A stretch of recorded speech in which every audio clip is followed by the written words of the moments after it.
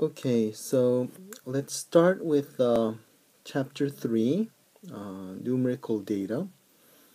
So far, we have actually looked at a few standard classes that you need to use when you are going to create an object-oriented program. And in chapter 3, the numerical data is a very, very basic part. And actually, a lot of the parts overlap with the C programming language. So if you already have learned the C language, chapter 3 should be a very, very easy chapter. Okay, so let's see the content of chapter 3. Okay, so first of all, for the objectives, after you have read and studied this chapter, you should be able to select proper types for the numerical data. You should be able to write arithmetic expressions in Java and evaluate arithmetic expressions using the precedence rules, and describe how the memory allocation works. Okay, the memory allocation works for objects and primitive data values.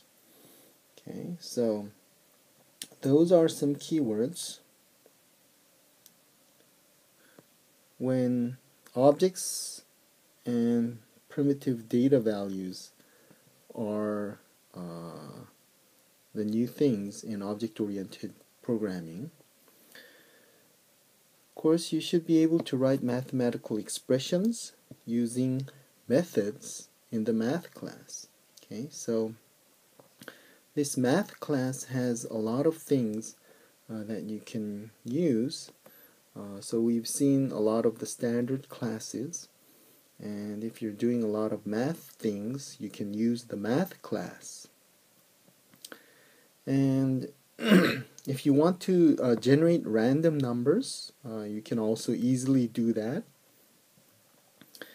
And use the Gregorian calendar class in manipulating date information, such as year, month, and day.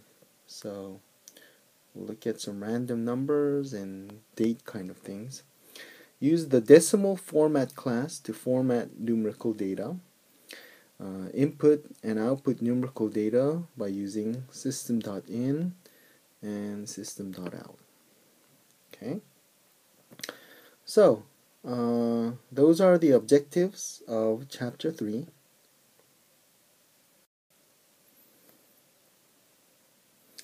Okay, so let's take a look at how you would do manipulation with numbers. In Java, if you want to add two numbers, you do x plus y. Okay, so it's very similar to the C language. And before you actually do any addition, you must declare the data type. Okay, so that always happens in most of the programming language. So you would want to declare their data type first. Okay, so here's integer xy, or integer x and integer y. Okay.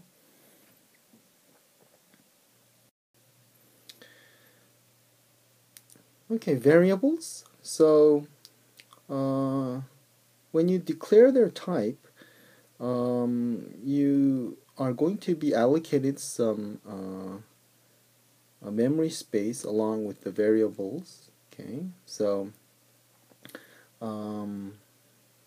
let's say x and y here are called variables. Okay, so I guess you probably already know what a variable is. A variable has three properties: a memory location to store the value, Okay. The type of data stored in the memory location, you have the type information, the name used to refer to the memory location. You have a name. Okay, so some sample variable declarations are integer x. You have the type,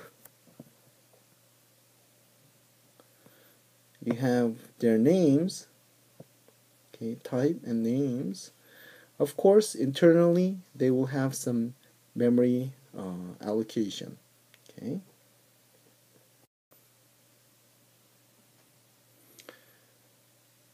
Okay, in Java you can find that there are 6 numerical data types: byte, short, integer, long, float, and double. Some sample variable declarations are given, so you could say like integer, ijk, or float type, number 1, number 2, or long type, big integer, or double type, big number. Okay, so you have these kind of different numerical data types, and when you declare them you can also initialize them at the same time, so they can be initialized.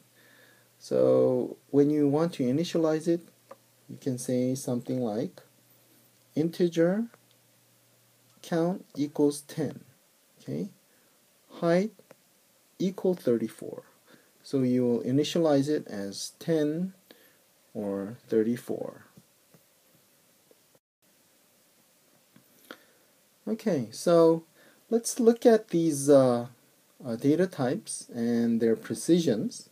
Okay, so we can see that there are these byte, short, integer, long, float, and double data types. The contents that they store are like this, either integer or real type. So the first 4, byte, short, int, long, are all integers, and float and double are real. Okay. Of course, their default values are 0.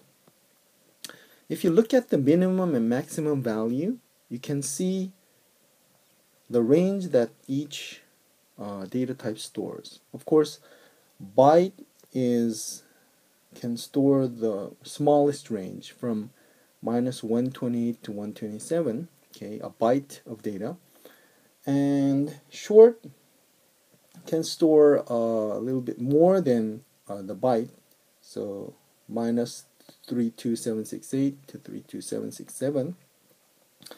Integer can store numbers in this range.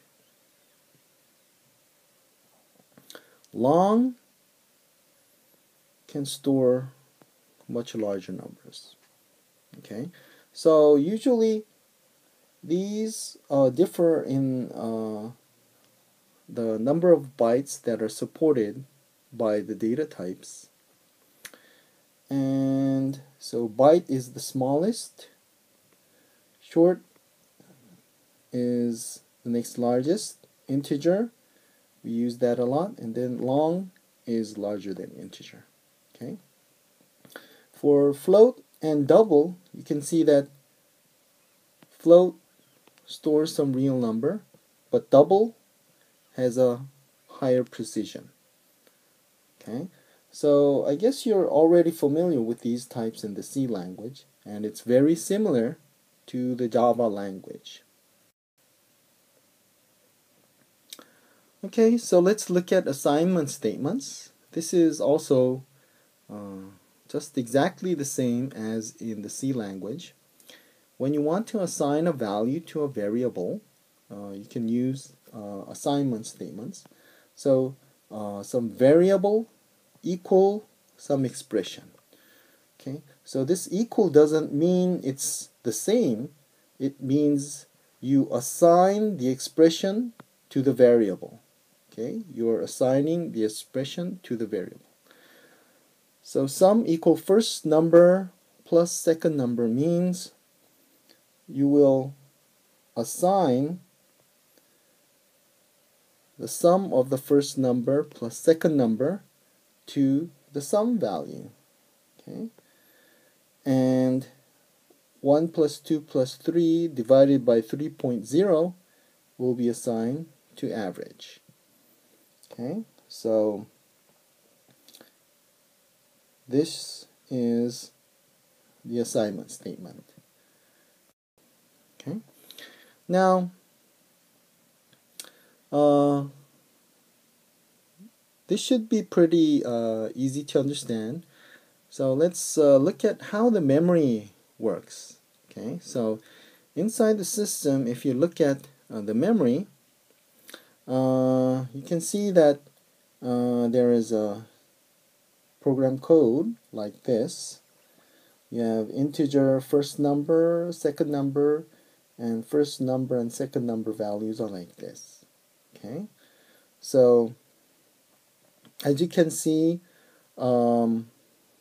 you declare first number and second number, and when you declare that, the variables are allocated in the memory. And then when you do the assignment, first number equal to 34, second number equal 87, then those values 234 and 87 will be assigned to each of these variables in the memory. Okay, so that's primitive data declaration and assignment. Okay, primitive data. Now we'll look at objects later. Okay, so assigning numerical data, you have an integer number 237, 35. Okay, so it looks like some of the animation probably messed up the slides, but anyway, if you declare the number, then you get memory allocated. Okay, so that's step A, and then you assign. Step B is the value 237 is assigned to number, so you assign 237 in the number value, and then at the last line you can see that the value 35 overrides the 237. So finally you can see that there's only 35 here. 237 is overwritten. Okay, so number finally just includes the 35 value. Okay, so let's see what happens when you work with objects. Okay, so this is the code here. Now, what's happening here is you have a customer type, customer class. The variable name is customer, and you will assign a customer object. You create a customer object and assign the customer object to the customer variable, and then you create another customer object and assign it to the same customer variable. Okay, so what happens when you assign two different objects to this same customer variable? Okay, so what happens here is, if we look at the codes one by one, so A is you are declaring the variable customer, so the variable customer is allocated some memory. Okay, and then when you work on the first line B, new customer, then first a customer object will be created. This is the B part, and it is assigned to customer. So it will be first assigned to the customer like this, okay, before the X. But then when C happens, you are doing new customer again, and you assign it to the same customer variable. So when this happens, at the C step, you'll create a new customer object, and then this will be pointing to this guy. Okay? So what happens is, the previous one that pointed to this guy is no longer there, and you point to this guy. Okay? So from now on, you can see that this customer variable is going to reference the new customer object, and this one is alone. It doesn't have any reference in the memory. Okay? So you can see that when you assign objects, something different happens in the memory. Okay? So remember this example. Okay? When you create a customer object and assign it to a variable, and create a new object and assign it to the same variable, the customer object will be replaced. Okay?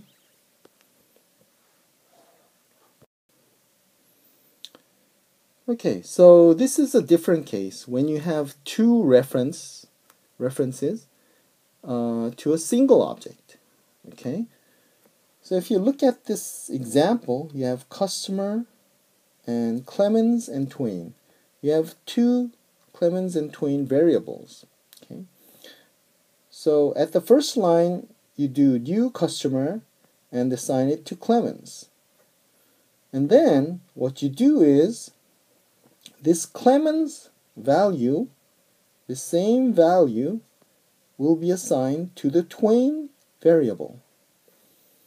Okay? So here, it actually just shows one kind of object created, but two references are used. So let's look at what the code does line by line. So when you do the first line, variables are allocated in memory. So you have a Clemens variable and you have a Twain variable. And then in B, you are creating an object and assign it to where? Assign it to Clemens. Okay? So what happens here is, you create a customer object and assign it to Clemens. Okay? So let's do this first. You assign it to Clemens. Okay? And then what happens now is, Clemens value is assigned to Twain. So what does this mean? Clemens is assigned to Twain. So this Clemens value is going to be assigned to this Twain value. This value is copied to here. Okay? So that means you are going to copy the reference into this Twain variable. Okay? So when you copy that, what happens is, Twain will also point to the same customer object. Okay? So as a final fact, what happens is, the same customer object will have two references to the customer object. Okay, so you should be careful when you look at this example. Okay, so you should understand how objects work and how their references work.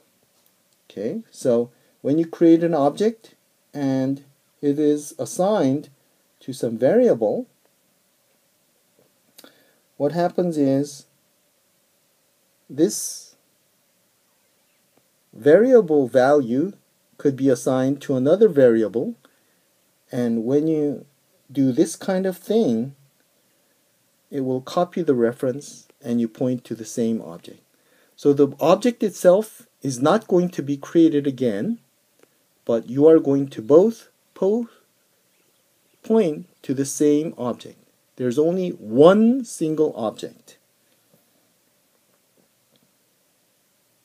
Okay?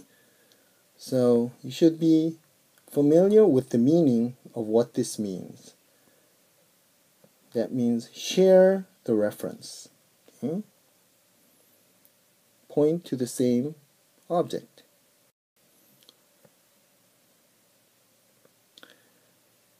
Okay, so primitive versus reference.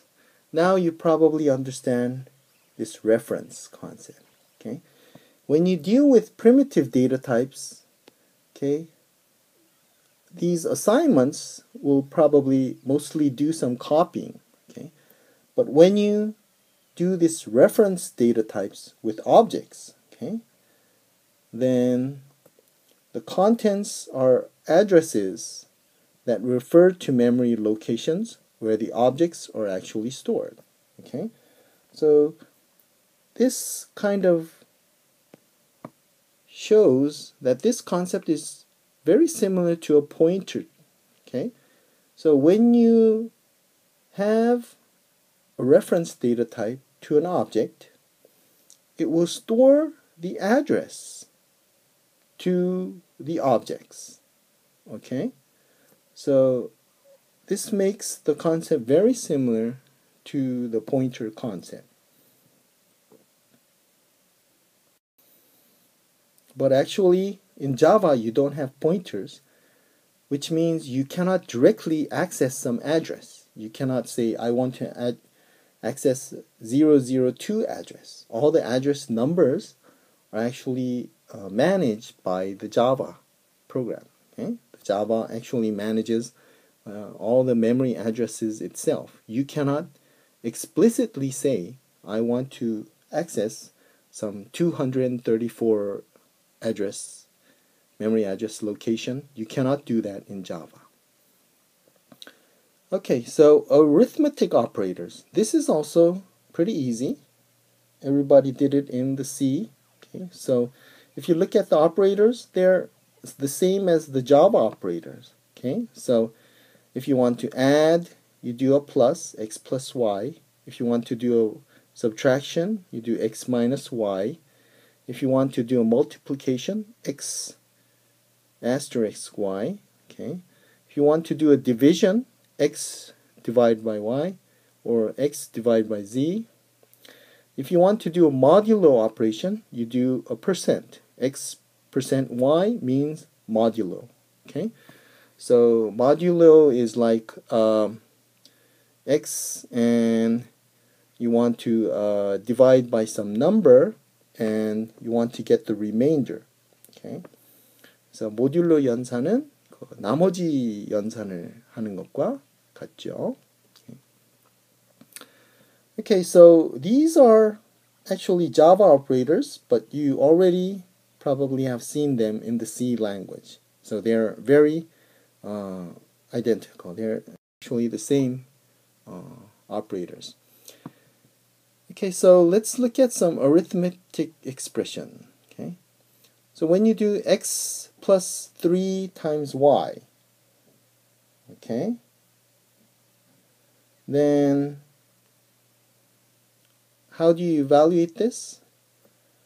You evaluate 3 times y and then do the plus x. Okay, so we call these precedence rules. Okay, so what is the order of evaluation? That's the precedence rules. Okay, so which one do you calculate first? Of course, we calculate multiplication first, and then we do the addition. A higher precedence operator is evaluated before the lower one. If two operators are the same precedence, then what do? Then they are evaluated left to right for most operators. Okay, so you probably know most of the precedence rules. Okay, so here's a table that maps the precedence rules. So the highest precedence is, okay, open and close these sub-expression kind of operator, okay, and then unary operator. These are actually not the addition and kind of subtraction operators. There's minus or plus in front of the numbers, okay, unary operator, okay, and then there's multiplication, division, modulo is the next precedence, and then the lowest precedence is additive. You add or subtract. Okay, these are the unary, and these are the additive operators. Okay, so like x plus y, x minus y. This is minus x plus x. Okay, so this is highest precedence, and then you go to the lower precedence. Okay, so how about typecasting?